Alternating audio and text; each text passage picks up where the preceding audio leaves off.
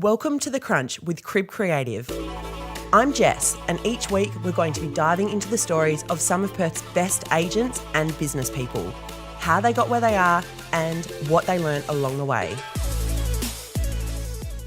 Niki Peinke is the owner and director of The Property Exchange, a boutique agency that has been operating in Subiaco since 1997. Niki is a true Subiaco local, having lived there for 30 years, and is heavily involved in the Subiaco community. We chatted to Niki about what's important to her as an agent and a business owner, and how her influence in the community has changed over the past few years. Well, thank you for coming in, Niki, and welcome to The Crunch. To kick things off, I wanted to, get an understanding of how you got started in real estate, what your background is. Oh, okay. Well, my background originally was I studied psychology at UWA, and I was a psychologist for three and a half years. Wow. Then I went to live in South Africa, and I couldn't do psychology there because I didn't speak Afrikaans. So I got into hospitality, and I did that for many years in South Africa and in Perth when I came back 6 years later. And I actually had my own restaurant, and I was pregnant with my first child, and I was banned from the restaurant for the last 3 weeks before I gave birth, because they said I wouldn't stop picking up tables and doing things. Yeah. So someone said, I'll go and do the real estate course. And I went, oh, well, I'm not doing anything else. I'll go and do that. Yeah. So I sat there sort of very pregnant for 2 weeks and came back and never thought about real estate sort of again until about 18 months later. We sold the restaurant, and then suddenly I was kind of like a single mum with no job. So I went, I better look into that real estate thing that I did. Yeah, right. So that's basically how I fell into real estate. Yeah, yeah. And so that was, what year was it that you started in real estate then? 1988. Wow, okay. And when did you start Property Exchange? 1997. Okay. Quite a few years later. Yeah, right. Yeah. And so what made you want to open your own agency? Well, I'd been working with another agency for about 7 years, and I'm kind of a little bit of an ideas person. I'm always having these crazy ideas, and I wanted to implement them, and they weren't sort of all that keen to change anything out much that they were used to doing. So I was sort of like getting a bit frustrated. And then, funnily enough, I had this dream. A lot of my ideas or things happen because I have a dream about them first. And I dreamt that I opened this real estate agency, and it was in Rockaby Road, and it was called Rockaby Real Estate. And in the dream, we had these black slate floors and these pink couches, and it was really sassy and fun. And I mentioned it to a girlfriend who'd just come back from Sydney, and we kind of said, well, why don't we do it? Wow. It was kind of challenging because none of us had any money, neither of us had a cent to our name. So yeah, it was an interesting exercise. We had to go and try and get backers, and then in the end, I just hocked my house and did it that way. Yeah, right. And so what was your vision for the agency? Well, the vision was to keep it really small, which kind of didn't happen, but at that stage, just keep it small, have it really different to other agencies, doing some fun ideas, just introducing different concepts into the whole thing, and selling property on a different sort of level. And it was where we started out. Things sort of changed and became a bit different later on. Yeah. So how do you think the brand has kind of changed from your initial vision? How's it gone? Well, we never built the brand. It kind of just grew, okay? So it grew organically. It kind of took us with it. If you know, we started out small, and then we got quite a lot of business in, so we thought we better put on somebody else, and then we started getting all these rentals in, and in the beginning we didn't have a rent roll, and we were sort of referring all our rentals off to somewhere else. But then we thought, well, this is really stupid. So then we got a girl in to look after the few rentals that we had at the time, and then she grew the rent roll to about 300 properties over the next few years. So we just kind of like grew and grew and grew, and now we're 22. Wow. Yeah. And so when you think about the business now, how do you kind of think of your brand, The Property Exchange, now? How do I look at my brand? How do I define it? Okay. Well, I think it is. I think it's unique. It's very sassy, it's professional, it's fun, it's everything rolled into one. We don't take ourselves too seriously, but we're really professional. We have a lot of fun inside the office. It's kind of like fun, friendly, family. It's a really nice vibe in there. Yeah. Everybody works hard, everybody plays hard. We have lots of fun on the way, but we've kind of, I think, set the standard for each other, and nobody wants to let anybody down. So everything is done. It's a point of difference that we check everything and recheck it. We have great systems, and we've learned all this along the way. Every little mistake we've made, we've learned from and implemented something to sort it out. Yeah. I'm interested to hear about your psychology degree and how that has kind of helped you in real estate. Yeah, well, that's a really good question, because I'm really, really big on the psychology in real estate. I don't know if the degree actually helped me or just my experience with people over the last 30 years has helped me. But I can read people pretty well, and it plays an enormous part in how people think about a property. So it plays an enormous part in how we present the property and our approach to everything about how we market properties. And what about you specifically, and how you, I guess, even in your initial stages when you were dealing with buyers and sellers, how did you lean on your psychology knowledge a little bit? No, I've never really lent on it, because my field of psychology was a bit different in any case. Okay. What field was it, out of interest? I was basically I was working for a place called Irabina, which was with intellectually handicapped. I'm not sure what they call them now, because it changes every few years. But back in those days, that's what it was. And I used to do new referrals, so a lot of work with small children and that kind of thing. So it wasn't really related to what I do now. Yeah. But I think all these years of seeing people's reactions to things, maybe it's a reaction to something you say, or the look of a house or whatever, has taught me really how people think. And not everybody thinks the same way, obviously, but there's a sort of a theme that runs through people's thinking and how they react to certain things. And I think that knowledge of that helps me incredibly with reading people and finding out where they're coming from and where they want to go to, and that kind of thing. Very helpful skill to have in real estate, I imagine. Yeah. What do you do differently to other real estate brands at Property Exchange? Look, I think how I like to think of it is that we are real. We are really real. Some people would say we were too real. When we speak to clients, we tell them exactly kind of what we feel they should do. We know it's not going to be the popular choice. We know it's what in a lot of cases they're not going to want to hear. Yeah. But we do it because that's what we're here for.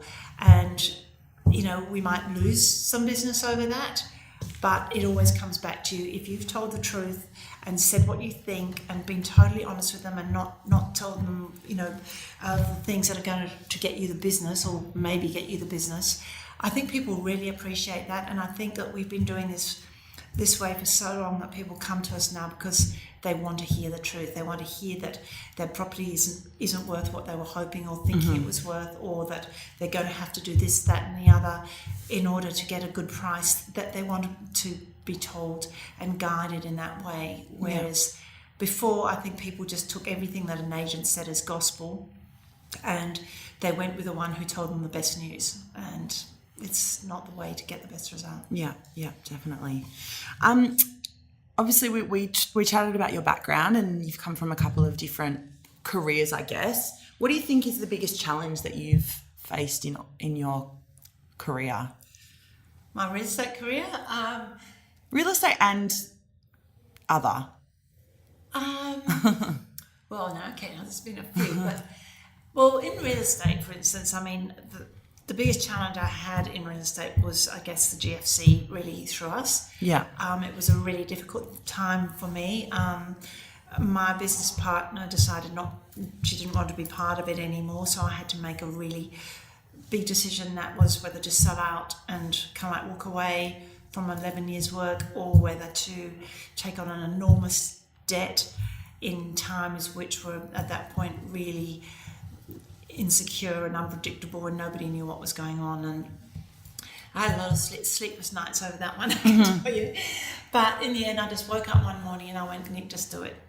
And I rang my accountant and said, I asked him if I could borrow this enormous sum of money, and he goes, well, are you crazy? What do you want to do that for? I said, I don't want to waste what we built up. I want to go through with it. And in retrospect now, it was very scary at the time, but in retrospect, I'm so glad I did that, and I learned a big lesson from that too. And that was really, if you take the plunge and you totally back yourself and you do everything you sort of like need to do, the universe will always kind of like back you up. Yeah. And that's one of the biggest lessons I've learned in real estate. So it's given me huge amounts of confidence to do things that a lot of people would find really scary. Well, I would have found scary, before that. Yeah. And what about prior to real estate? Were there any big challenges you faced that maybe the lessons you learnt helped you, where you are today? I know. I would like to say that I had lots of kind of hard times and knockbacks which made me stronger, but I didn't really, Everything went kind of like swimmingly well. I lived in South Africa for 6 years. I loved that. I got into hospitality that way, which was nothing I'd even thought of, because my dad was so determined I was going to, go to university and be a doctor or something, because he was. But I'd never really had a chance to think outside the square. So going into hospitality was fantastic. That was fun, and I loved it. I suppose the biggest challenge in my entire career is that I've never really had a weekend. Not in hospitality. Hospitality and real estate. Not in real estate. Yeah, of course. Sometimes I think, wow, that would be really cool to have 2 days off in a row. And whenever a long weekend comes up and we'd have 2 days off, it's like, I feel like I've been on holiday. How the other half live. Yeah, exactly. And it's the other 4/5. As a businesswoman, what do you think is something that you're really good at? I think I'm really good at reading people. There's a lot of things as a businesswoman I'm not good at. I must say, I'm not really good at kind of organisation or I have people for this. Yeah. Sort of with staff, I love my staff, but I'm not very good at making the rules and sticking to them and follow up and all the things that a good businesswoman or a company owner should be good at. I've been blessed with having Julia from day one, who started as our receptionist and is now the general manager, and she knows the place backwards, forwards, inside out, and that's been fantastic. But so she sets your rules for you and does all those things. She just runs the whole place. Yeah. My thing is selling. I love going out. I love, and it's not so much selling; it's problem solving. I love the problem solving part of it. That's what I love, and she frees me up to do that, because all the other things to run a business is taken care of by her. Yeah. How did you own when you owned a restaurant in Perth as well? Is that what you said? Yeah. Well, when I came back from South Africa, I used to go to the Hard Rock Cafe in Cape Town all the time, and when I got back here, I thought, gosh, this place so needs a Hard Rock Cafe. Yeah. So this was after I'd actually come back and I was public relations manager at the Merlin Hotel, which is now the Hyatt, and then I went to Observation City, which is something else now. And then I got the chance to open this restaurant, and I sort of opened it as a Hard Rock Cafe, and it was fantastic, and it was a lot of fun. Yeah. But we sold it after 2.5 years. I had like 15 partners, which I kind of like got involved because I didn't have any money then either. And that was basically fantastic, and I love doing that. And hospitality still, pulls at me quite a lot. Yeah. Because I love seeing other people happy. And when you just open a restaurant and you look at midnight, because I used to close a restaurant at 4 o'clock in the morning, and I closed the kitchen at 3 o'clock in the morning. Yeah, right. That was back in the 80s. That was 1986. People are out and about. I don't know what happens to them these days. All the restaurants have the chairs on the tables by 9 o'clock at night. I don't know what's wrong with everyone. But anyway. They're all at home ordering Uber Eats. Yeah, or looking on their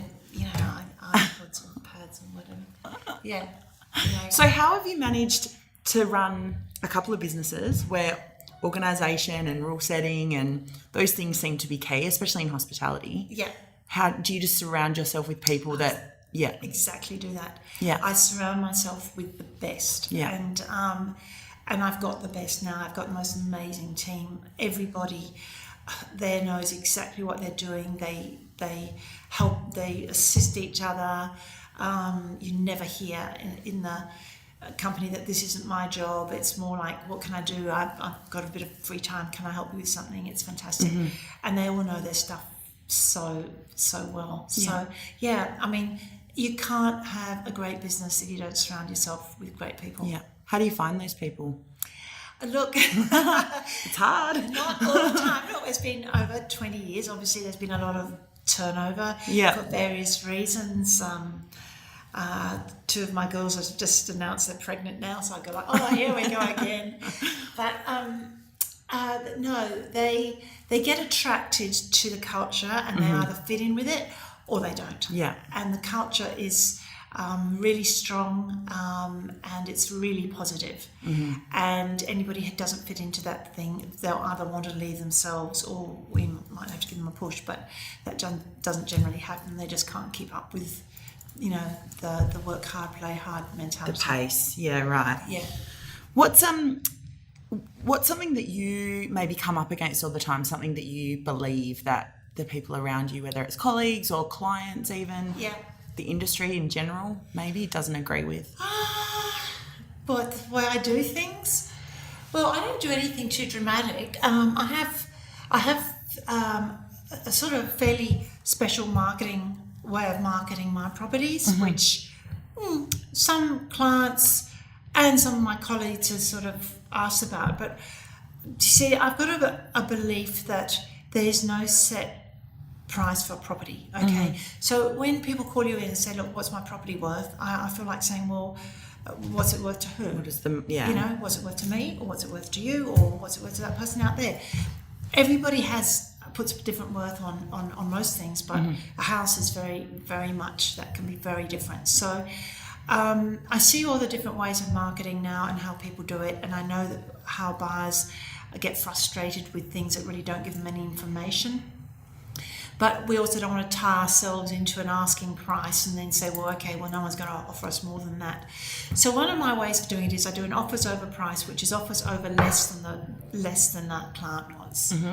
And it needs to be that to attract attention, but it's not that much less. You know, it basically says, well, look, this is what the client won't take, but we'll consider offers above this. Yeah. You know, so then everybody knows exactly where they sit, what sort of price they're going to have to pay. So I have been criticised on that by some clients, but now everybody sees it works so amazingly well that everybody else is doing it now. But that has been sort of like something that my colleagues weren't sure about, and some of the clients weren't sure about. But what was the criticism of that strategy? Oh, well, if you're only they can't see it as a marketing strategy. They could only see it as an asking price, and they thought it was misleading that I was saying offers over, you know, say 1395, when we wouldn't take 1395. So I don't see. Well, it's basically saying, well, we're looking at offers over this. Doesn't mean you have to take any offers over that. But it's simply that, and everybody's totally used to it now. Sometimes it goes way over that price if there's a lot of competition. Sometimes it goes a little bit over that price. So it's in the eye of the beholder, and everyone's used to it now. And we sell most of our properties first day. In houses, we sell probably 80% first day. Even in this market. Even in this market. Wow. Yeah. What do you love most about your job? I love solving other people's problems. I don't have too many of my own, so I love solving problems for other people. I love getting other people a good result. I love spending time and hearing their story, and kind of like figuring out what would bring them happiness, what would bring them the peace of mind, or whatever it is that they're looking for. You know, everybody's got a different situation. There are some similarities, but doing that is kind of what gives me the most satisfaction, and the absolute happiness when you know a seller is wrapped and all the problems have been solved by something that we have done. Yeah. What about as a business owner? What do you love about running a business? I love going to work every morning. Yeah. I love. It's like for me, going to work in the morning is like going to a party with a whole lot of people that you really like. Yeah. Every morning we go in and everyone's chatting and friendly and talking and cooking breakfast and saying what happened last night. So I love that aspect. That sounds like us in here. Yeah. Well, I'm sure. I mean, I think it's kind of a creative environment which brings that out in people, and I love the creativity of this job, whether it's in thinking of solutions or marketing or whatever. There's a lot of option to be creative and lots of different things you can do. Mm-hmm. What motivates you? What was behind the decision to, in the middle of a GFC, take over the business, or, what pushes you to work every weekend? It's a really good question, and I had a feeling you were going to ask. And so I did ask myself what actually motivates me, because a lot of other people just think I'm a workaholic. I think it's the satisfaction of, like I said before, of doing a good job and making people happy. I love making people happy. I like anything. Yeah, I just love doing that. Mm-hmm. It's certainly not the money. Mm-hmm. I don't think I have ever looked. Obviously, you need money to run the business, but I've never looked at a commission I've earned. I've never questioned it. I've never seen it. I've never thought about it. It's definitely the satisfaction of the job and the buzz and the little adrenaline rush. I can never say that word, adrenaline rush, that you get when somebody else is really happy from something you've done. Yeah. I wanted to talk to you, I guess, about the industry as a whole and just how maybe what you've noticed and how it's changed your business over the last few years, and maybe what you're kind of anticipating in the next couple of years. Okay. Well, the industry as a whole, I think, has improved markedly from the day when I first got into real estate. I mean, so many things have changed in that time about the way we market it. It was a bit of a sort of like a bit of a cowboy outfit back then. All you had to do to sell a property, put two lines in the local newspaper and turn up and hope to hell somebody bought it. Whereas now it is extremely sophisticated, and technology has made it that way. And you have to be really on the ball if you're going to get a good result. You have to keep up with everything. You have to have a great client list and a big database. You've got to have all these tools that you can actually draw on in order to get that best result. I mean, we're blessed in a lot of ways here that now that we've got things like the internet and the portals where people can find you. But you can't depend on that. You really need to be proactive.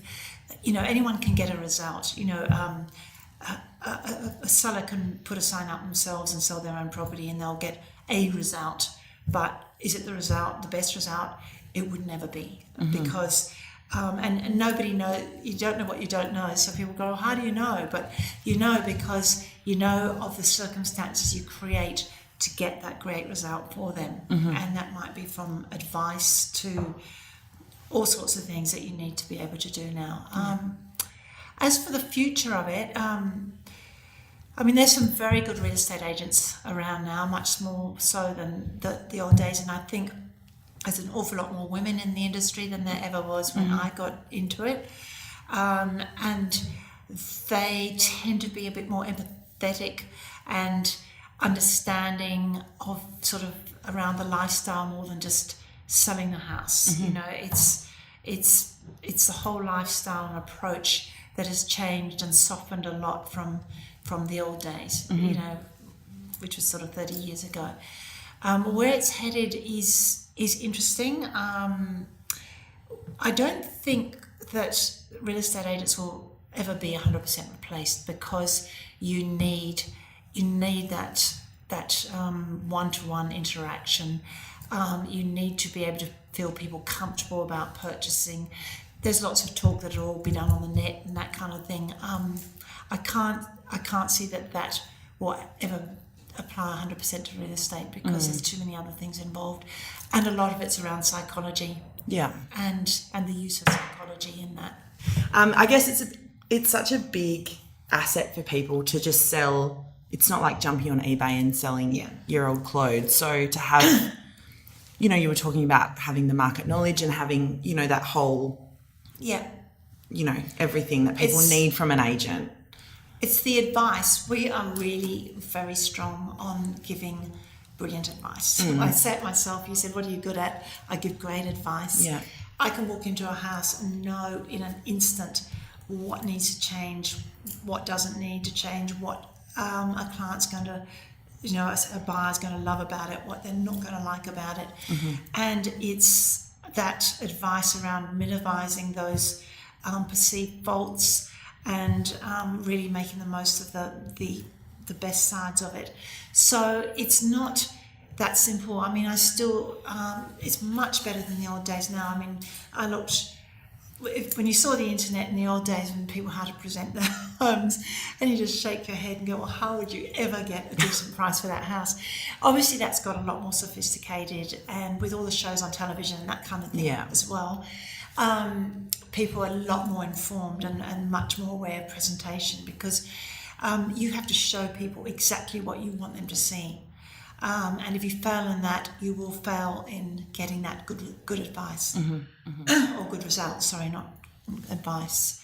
Yeah, so that is really important. And unless your agent can give you that advice and have that knowledge, have that instinct as to what's going to work and what's not going to, it's going to be a bit of a battle. We were chatting before we started recording about your column in the Post. Yeah. And I just wondered about your, your place in the community and how important that is for you, for your business, and how that's developed over time. You've obviously been part of Subi for a long time. So, I've worked in Subi for probably, I've been in real estate 30 years, but probably 40 years. I always seem to work in Subi. So I am passionate about Subi. I love it as a suburb. I love the character of it. I used to love the markets, so I've been battling to try and get those back into Subi. Just the history attached to it.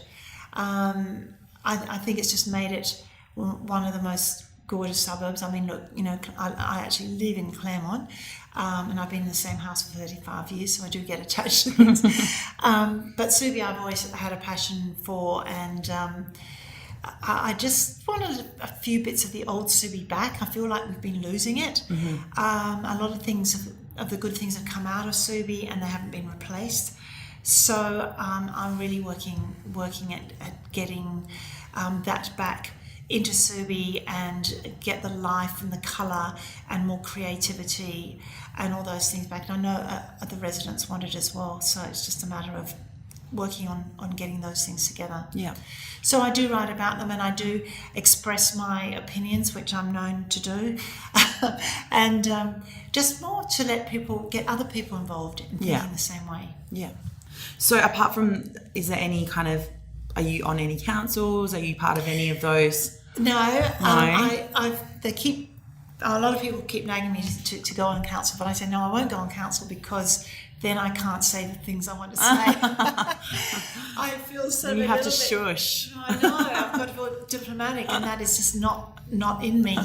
So I prefer to actually be the voice outside of council. And say what a lot of people are thinking, and challenge them on those things that a lot of people don't have the time to do. But I do have a lot of support with that, and a lot of other people working very hard in that direction as well. Yeah. If you gave up real estate tomorrow, what would you do? I'd cause run for council. No, but I would probably get an awful lot. I would get a lot more involved in the things. I mean, there's so many things that I would love to do, but I'm trying to run my own business. I mean, I bought a tram for Subiaco, which everybody thought I was crazy. And I'm just having it all painted and made to look gorgeous because I wanted to drive around the streets of Subi, because it's been exactly 60 years since we last had a tram.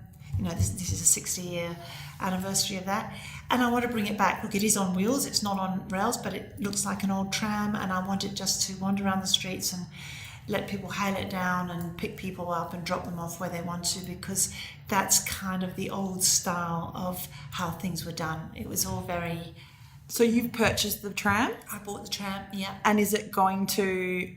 and it's going to be a public service? Yes. Oh, wow. Yes. How exciting. And a feature of Subiaco. Yeah. So that, you can be sitting at an outside cafe in the tram, go past, and the bell, and I'd be so excited, to see that. So I hope everybody else will be too. Yeah, wow. How exciting. What's the timeline for that? Well, I've sort of been battling. It's now just been finished painted. I just need to find some volunteer drivers and just get it up and running. So probably in the next 2 months. Yeah, right. Yeah. How exciting. In time for summer. How long have you been kind of vocal in the area? How long has that been? Has it been as long as you've been a member of the community? No, it's something I didn't really get involved with before, probably for the last 5 years. Since I started writing the column, which actually started to be about real estate. Yeah. And then I sort of covered every topic I could possibly think of in real estate. So I started making commentary about things, and then I got some good feedback from that. So I made a bit more, and yeah, I just it's now an outlet of expression for me. And a lot of people say they love reading it, and Yeah. So I'd probably say 4 or 5 years. Yeah. Well done. It's exciting for you. If you could give yourself a message 10 years ago, and I guess that's GFC time, what would you say? Oh my gosh. If I could give myself a message. Yeah. Maybe to Niki battling the decision about the business, or even make it 30 years ago, and when you were starting out in real estate, what would you tell yourself then? I think about my future, I'm sorry, I'm not quite getting this question. If you could give yourself some advice. It would be future you some advice. Follow your gut feeling and always back yourself. Yeah. Always back yourself. I am really a true believer now, and some people think I'm a bit kooky, but that if you really want to do something, you can do anything you want to do it, but you've got to make the effort. The old saying, God helps those who help themselves, is so true. Whether it's God or the universe or however you want to express it, if you really believe in something and you work towards it, you will always get backed up. So I found that 100% beyond coincidence, everything seems to go right, but I do work hard and I do give back, which is really important. And if you do that, it's like go for it. Most people don't achieve much through fear of it maybe going wrong. Yeah. And that's something I've learned to totally ignore now. Just go let's do it. Give it a crack. Yeah, give it a crack and get behind you, back yourself. What would you say to people just getting started in the industry today? Okay, I would say certainly don't do it for the money. Don't even think about the money. Don't count the money. Just forget about it, because if that is your focus, you will never actually get any, because that will take away from what you should be doing. It's hard. It's a hard industry to crack into. Many have tried and failed. I would actually latch onto somebody who's really experienced and who's really good, and basically be their dog's body.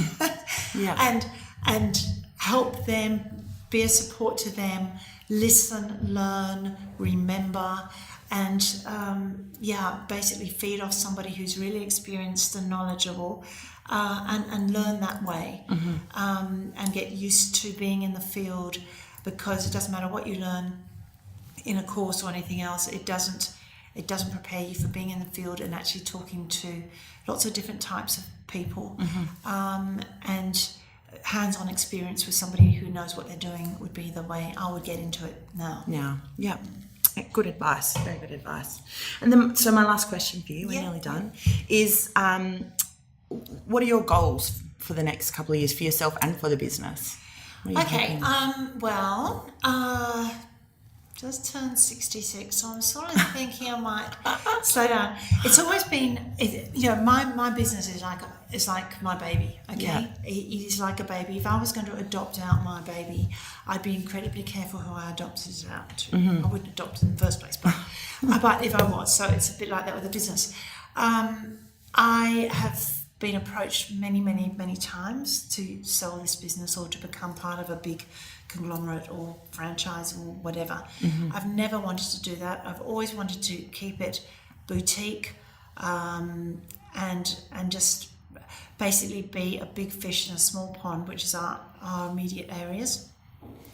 And I would love the people who have actually contributed to it over the many years, to be part of that ongoing thing. So the idea is I'm not going anywhere at the moment, but I will step back a little bit and they will all step forward a little bit. And my dream is that it will just carry on as a property exchange in really good hands that are a lot younger than mine. Yeah. What are you going to do with your time when you step back? I feel like you're not someone to sit on your laurels. I won't. I'd never do that. The answer is I don't know. I love playing music. I'll probably go busking a bit more. I'll go overseas. I will participate in things here that I'm interested in as far as the community is concerned.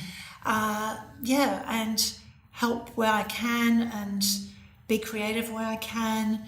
I don't really want to set that in stone from here. I just kind of like see how it goes, but it won't be about sitting around doing nothing. No. I couldn't do that. I can't imagine it at all. I can't even have a facial. I haven't even got the patience for that. One day you'll discover weekends and you'll discover a facial. I might do. It might be too late to do anything about then. The face. Well, look, that's it from me. Thank you so much for your time. Thanks, Jess. And it's been great talking to you. Good luck with your succession planning. Yeah, thank you. Thank you. Let's hope it's a success. Yeah, that's right. Thanks for tuning into The Crunch. We'd love to hear your thoughts on the show, so if you would like to share them, please email me at jess@cribcreative.com.au. Don't forget to subscribe if you enjoyed the show and share it with anyone else you think might like it.